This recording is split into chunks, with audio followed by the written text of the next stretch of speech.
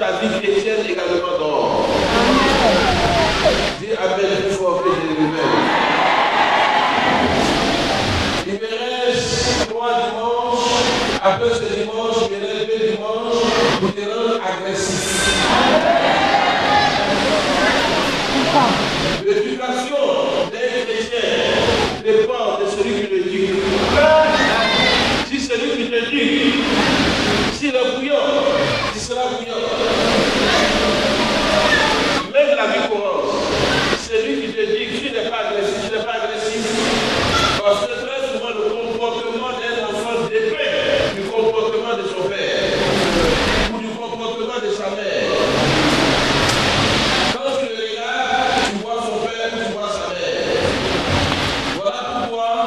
Je te donne ma nature depuis fort longtemps. Il faut que tu adoptes ma nature. Apparemment tranquille, apparemment calme, mais dangereux à l'intérieur. Je suis comme un juif. Je peux rire avec toi, mais ce qui est à l'intérieur de moi, je ne peux pas connaître. Voilà pourquoi mon humeur ne change pas selon les circonstances. Les circonstances, moi j'allais finir avec les circonstances. Mon humeur peut changer quand je vais régresser quelque chose. Apocalypse 5 à partir du verset 1 à 16. C'est là notre exhortation. Vous y êtes? Gloire à Dieu. Apocalypse chapitre 1 à partir du verset 1 à 7. Non, chapitre 5 à partir du verset 1 à 7. Apocalypse 5, verset 1 à 7. Puis je vis dans la main droite de celui qui était assis sur le trône un livre écrit en dedans et en dehors, scellé de 7 sceaux. Et je vis un ange puissant qui criait d'une voix forte. Oui. Qui est digne d'ouvrir le livre? Qui est digne d'ouvrir le livre? Et d'en rompre les sceaux. Et d'en rompre les sceaux. Et personne dans le ciel, ni sur la terre, personne dans le ciel, ni sur la terre, ni sous la terre, ni sous la terre, ne peut ouvrir le livre, ni le regarder. Et je pleurais beaucoup, de ce que personne ne fut trouvé digne d'ouvrir le livre, ni de le regarder. Et l'un des veillants me dit, ne pleure point, voici, le lion de la tribu de Juda, le rejeton de David, a vaincu pour ouvrir le livre, et ses 7 sceaux. Et je vis. Un instant, je vais expliquer d'abord et tu vas continuer. Mes enfants, c'est une histoire du trône. On ne s'assoit pas sur le trône au hasard. Non. On peut s'asseoir sur le trône en travaillant. Mais ce matin, il est question d'héritage. Dis à ton voisin héritage. La Bible dit, Jean a vu une révélation. Et la révélation qu'il a vue, il a vu un livre scellé. Quand on parle de scellé, qui veut dire attaché. Attaché dedans comme attaché dehors. Jean a commencé à pleurer à chaudes larmes. Et voilà que un vieillard lui dit, ne pleure pas. Mais je connais quelqu'un. Et cet homme a vaincu la mort. Cet homme a vaincu la situation. Cet homme a renversé la tendance. Il est digne d'ouvrir le livre et d'en rompre les sceaux. Écoute-moi très bien. Ce que tu vis, l'homme ne peut rien faire pour toi. Ce que tu vis, ton père ne peut rien faire pour toi. Ton oncle ne peut rien faire pour toi. La société ne peut rien faire pour toi. La maladie que tu traînes, personne ne peut te guérir. Mais Jean a vu ces choses. Jean a commencé à pleurer. Tu constates que ta vie est fermée. Ta vie ne va pas devant. Ça ne va pas derrière. Personne ne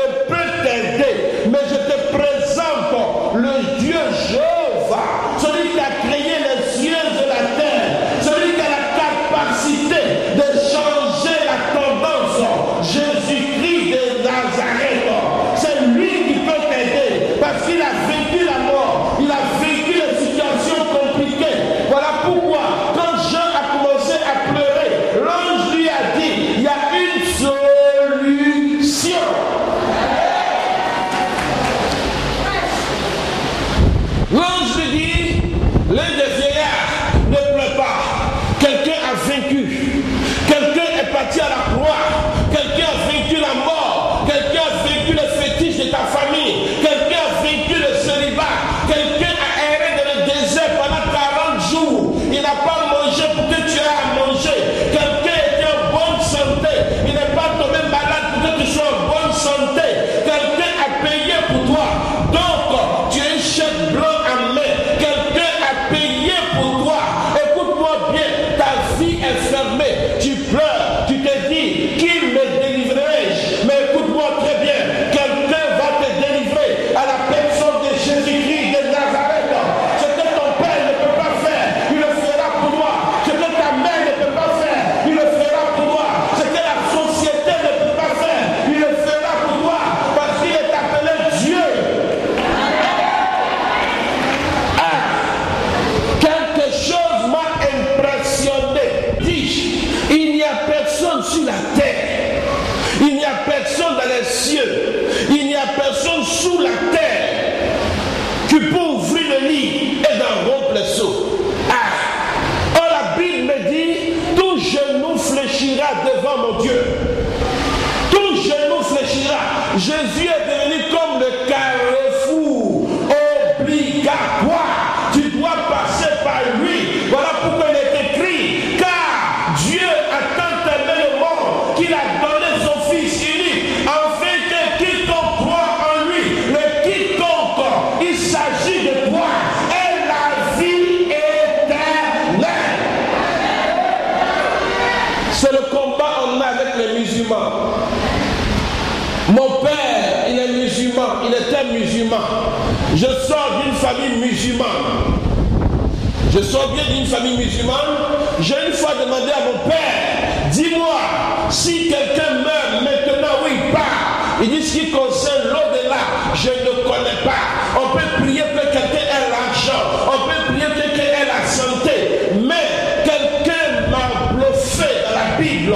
Il a dit et il a affirmé en disant, je suis le chemin, la vérité, la vie. Il n'a pas dit je suis l'île des chemins, mais il dit je suis le chemin, la vérité, la vie. Écoute-moi très bien, ne crois pas que tu es dans un mauvais carrefour, tu es dans le véritable carrefour. Tôt ou tard, tu seras exaucé. Ne pense pas que Dieu t'a abandonné, il ne t'a pas abandonné, il t'a déposé dans la salle d'attente. Tu attends ton mariage, tu attends ton voyage, tu attends ton élévation, tu attends ton tour arrivera. Un homme qui est assis dans la salle d'attente, il est patient. Il est patient. Le patron reçoit, il sait, dès qu'il est entré dans cette salle, il est bien enregistré, quel que soit le temps, quelle que soit l'heure, le patron va le recevoir. Tu es assis dans la salle d'attente, tu seras reçu par le grand Dieu et ta demande sera validée, car Dieu n'abandonne personne. C'est une question d'attente. Dieu le fera, car la prophétie attends-la, elle s'accomplira. La prophétie ne coule pas, la prophétie marche, la prophétie prend son temps, la prophétie marche au ralenti, la prophétie n'est pas pressée. Ah, Jean a commencé à pleurer. L'un des vieillards lui dit, tranquillise-toi, tranquillise-toi.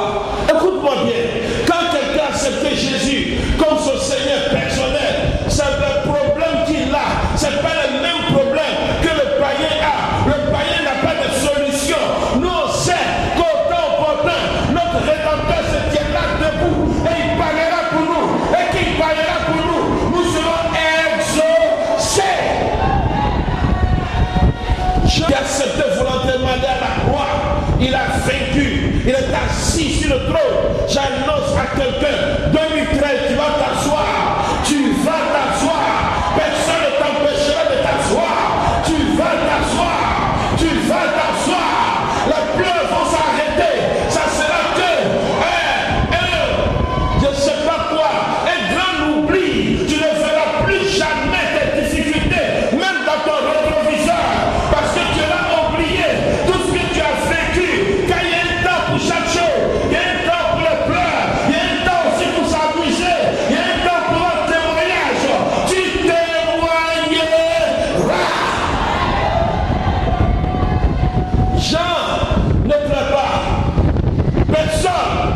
Il dit bien, personne n'est digne d'ouvrir le livre et d'en rompre les sceaux. Tu as fini tes études. Tu t'es dit, c'est fini. Là, je m'en vais, je travaille. Mais aujourd'hui, tu es encore sur les carreaux. Tu es belle comme la lune. Mais aujourd'hui, rien ne bouge pour toi. Tu es jolie comme garçon. Mais aujourd'hui, rien ne bouge pour toi. Ce que tu vis, l'homme ne peut pas t'aider. Mais la divinité qui est Jésus-Christ de Nazareth, c'est la divinité seule qui peut t'aider. Parce que le spirituel combat le spirituel. Ce que tu vis n'est pas normal. Quelqu'un s'est mis à ta gauche en disant tu n'avanceras pas. Mais je connais quelqu'un. Il est le lion de la tribu de Juda. Il doit dévorer tes ennemis. Et il fera pour toi. Regarde comment le vieillard l'a présenté. On ne l'a pas présenté comme l'agneau. Il y a des situations où je ne veux pas que mon Dieu se présente comme l'agneau. Je veux qu'il se présente comme le lion. Parce que le lion dévore. Je t'annonce une bonne nouvelle. Avant la fin d'année, le lion de la tribu de Juda va se déchaîner. Il se déchaînera. Il se déchaînera. Il se déchaînera. Jean, ne pleure pas. Jean, tu as trop de difficultés. Jean, tranquillise-toi. Je ne te présente pas. Je suis comme l'agneau pascal. Le temps de l'agneau est passé. Le temps de l'agneau s'est accompli. Il est le temps du lion de la tribu de Juda, où il doit déchirer la proie, où il doit entrer dans ta famille. Tu es le plus grand sorcier. Ouvre la porte maintenant. Il est temps où ta bénédiction doit sortir avec fracas. Il est temps où ton Dieu sera violent parce qu'ils sont trop moqués de toi. Il est temps que ton Dieu se lève maintenant comme le vaillant héros pour te défendre. Qui amène plus fort. Jean, tranquillise-toi. Tranquillise-toi. J'aime bien la biographie de mon Dieu qu'il a dressée. Il n'a pas dressé comme un Dieu faible, mais il a dressé comme un lion. Écoute-moi bien. Même un lion en cage, quand tu le vois, tu as peur de lui. Parce qu'en lui, quand tu regardes ses yeux sont remplis de sang. Quand tu regardes sa patte est prête à frapper. Écoute-moi très bien. Ton Dieu s'appelle lion. Il ne se couchera plus. Il veillera sur toi. Il donnera tes ennemis. Ceux qui ont dit que tu n'avanceras plus, tu avanceras devant eux. Ceux qui ont dit que ne marchera plus pour toi, Dieu permettra que le système te remette en place. Et Dieu, dans son amour, va t'élever parce qu'il a promis. Le crédit de Dieu ne reste pas sur l'homme. Il est Dieu, il est Dieu. Ce qu'il a dit de toi, il le fera. Jean ne pleure plus. Mais le lion, la tribu de Juda, a vaincu pour toi. Il se révèle comme le Dieu grand, comme le Dieu qui broie sa proie. Bientôt, il permettra que le plus grand ennemi de ta vie tombe, afin que son nom soit glorifié. L'ange dit à Joseph, prends le petit enfant, descendez en Égypte, jusqu'à ce que Pharaon meure. Dès que Pharaon meurt, remontez. Il faut que ton Pharaon meure. Il y a des gens qui disent non, il faut que celui qui est en face de toi meure, que tu vois la gloire de Dieu. Il n'y a plus amour que Dieu. Non, s'il meurt, c'est pas bon, c'est toi qui l'as créé. Et là, tu as pris un fusil pour la battre. Non, c'est la prière. Si Dieu l'a tué, c'est que Dieu agrée. Voilà pourquoi je suis un tueur à gage. Dieu m'a engagé pour tuer. Ce matin, tes ennemis, ils ont eu tort de t'attaquer. Parce que mon Dieu se lève comme un lion. Le lion de la tribu de Juda. Cette année ne passera pas. 2013, tu dois témoigner. Ah, Sam, on fera un charnier. Dis ta mère avec moi. On fera un charnier. On fera un charnier. C'est pas normal. Quand je te regarde, il y a longtemps tu as libéré la bénédiction sur toi. Mais qui a pris la bénédiction? Il la vomira. Jean ne pleure pas. Quelqu'un est allé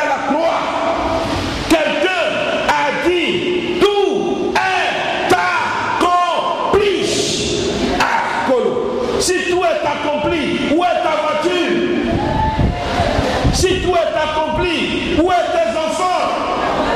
Si tout est accompli, où est ton voyage? Si tout est accompli, mange à ta faim.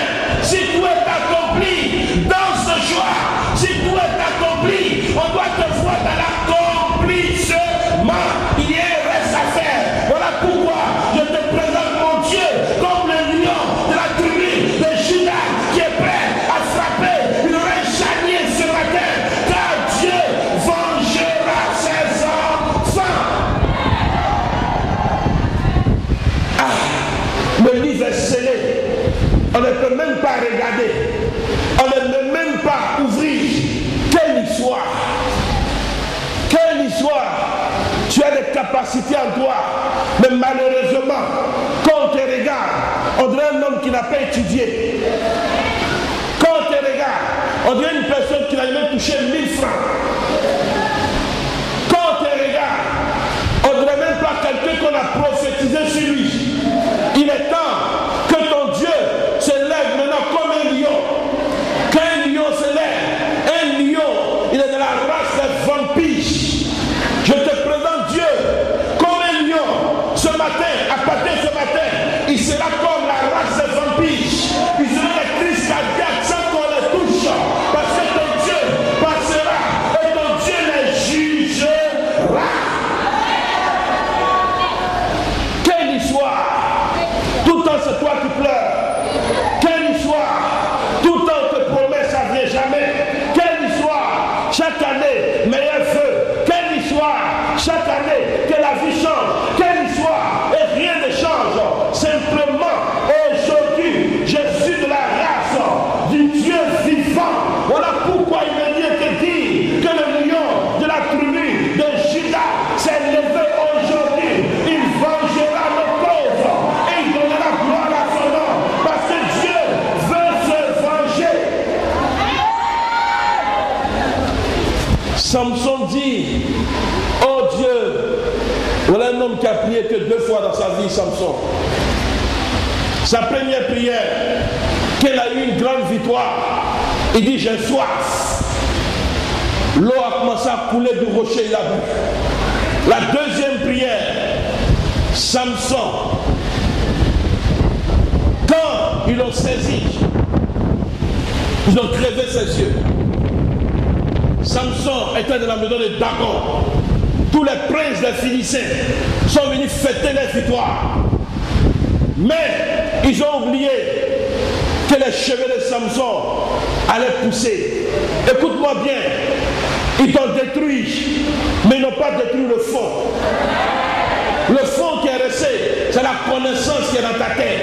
Le fond qui est resté, c'est ta capacité de refaire ce qu'ils ont cru détruire. Voilà pourquoi je dis à quelqu'un, tes cheveux vont repousser, tes cheveux vont repousser. Tu auras encore la force de faire ce que tu as fait auparavant. Ils ont pris Samson. Ils ont dirigé Samson. Il y avait un jeune homme devant Samson.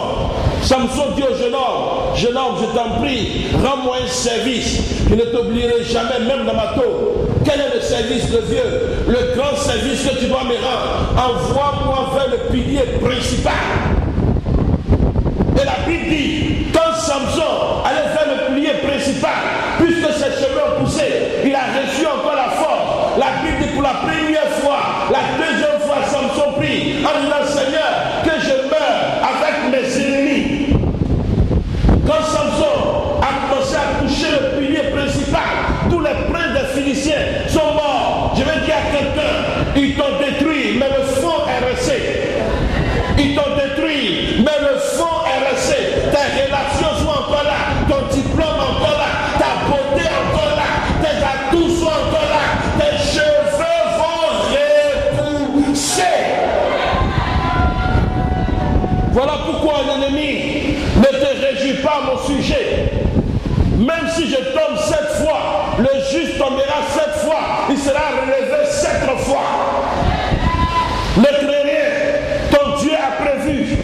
Il y a 7 jours de la semaine. Il a prévu les 7 jours. Tu tombes, il te prend encore. Tu tombes, il te prend encore. Tu tombes, il te prend encore. Tu tombes, il te prend encore. Pourvu que tu confesses encore le nom du glorieux Sauveur qui a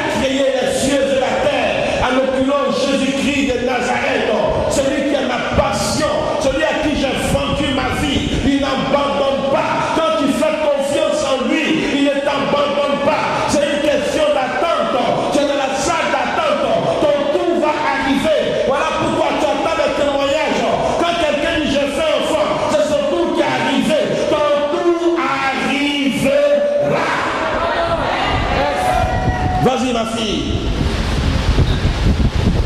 Et je vis au milieu du trône et des 4 êtres vivants, et au milieu des vieillards, et l'agneau qui était là, comme immolé. Il avait 7 cornes et 7 yeux. Vous voyez, l'agneau était comme immolé, avec 7 cornes et 7 yeux. Ils sont les 7 esprits de Dieu envoyés à toute la terre. Merci, frère, merci. Les 7 cornes, c'est la force que Dieu nous donne pendant les 7 jours de la semaine. Les 7 yeux, c'est la lumière et la gloire que Dieu dépose sur nous du lundi au dimanche. Ton Dieu a tout prévu pour toi. Ne pleure pas. Mais le lion de la tribu de Juda, on ne l'a pas présenté comme le petit enfant né d'une crèche. Là, il est impuissant. On avait besoin encore de le soulever, le faire descendre en Égypte. Mais on te l'a présenté comme le lion de la tribu de Juda. Ne crains pas. Je suis venu semer la terreur dans le camp de tes ennemis. Je suis venu déclarer la victoire, pas la guerre, mais la victoire pour toi et la guerre pour tes ennemis. Car ton Dieu va t'exaucer.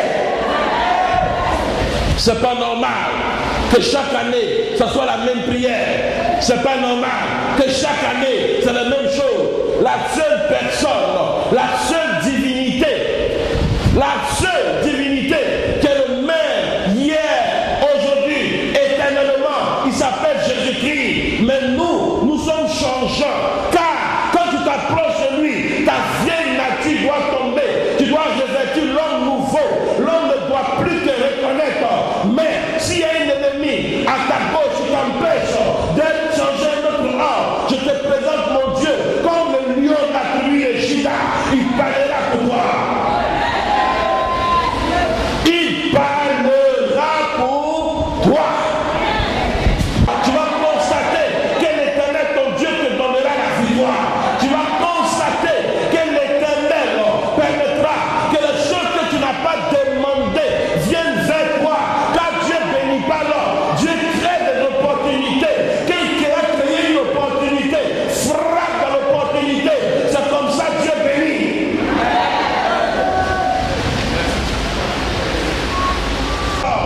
Mais Dieu crée des opportunités.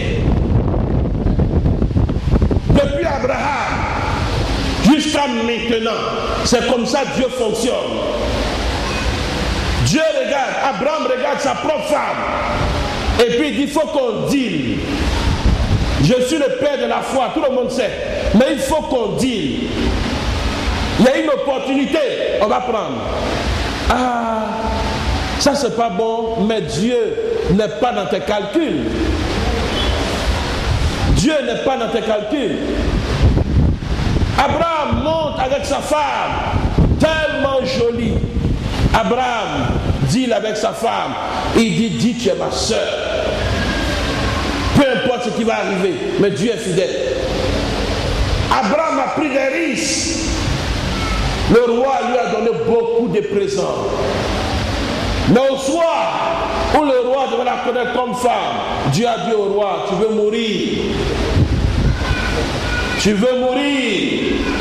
Abraham savait, s'il était assis chez lui apparent, rien ne pouvait arriver. Il fallait qu'il ose. Je veux des chrétiens qui vont oser en faisant des affaires. Car Dieu ne bénit pas l'homme. Dieu crée des opportunités. Si ton esprit est fermé, tu ne verras jamais Dieu en action. Mais si ton esprit est ouvert, tu verras Dieu. Élie couché au torrent, en temps normal, c'est pas un corbeau qui doit lui donner à manger à Élie. C'est un sacrilège. Si tu vois un corbeau en fusion, tu vas combattre. Vous n'êtes pas d'accord avec moi?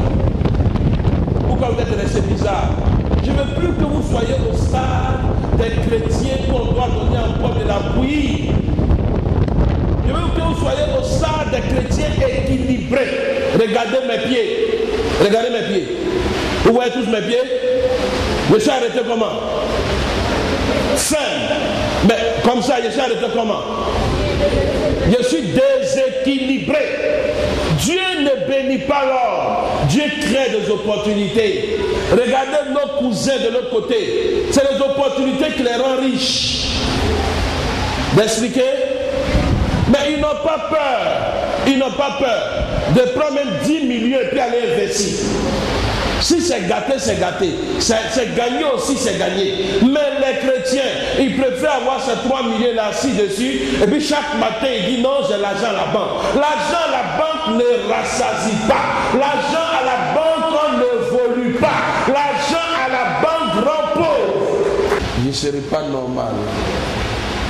Dimanche prochain, ça commence. Dimanche prochain, c'est fini. Le dimanche prochain, c'est le dernier dimanche